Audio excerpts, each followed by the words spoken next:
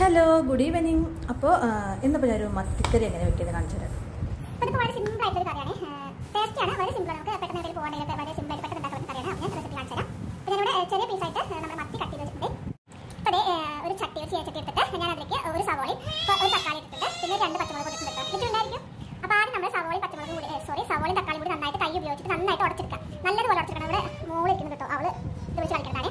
എന്നിട്ട് അതിലേക്ക് 2 പച്ചമുളക് മുറിച്ചിടാം. പച്ചമുളക് ഇട്ടിട്ട് കൈ കൊണ്ട് ഉടക്കരുത്. അപ്പോൾ ഇനി ഇതിലേക്ക് നമ്മൾ വെള്ളത്തിൽ വെച്ചിരിക്കുന്ന പുളി പിഴിഞ്ഞ് വയ്ക്കാൻ ആവശ്യത്തിലുള്ള ഉപ്പ്, മുളക് പൊടി, മഞ്ഞൾപ്പൊടി, ഉപ്പ്, ഉലുവപ്പൊടി ഇത്ര ഇട്ടിട്ട് അടുപ്പത്ത് വയ്ക്കുക.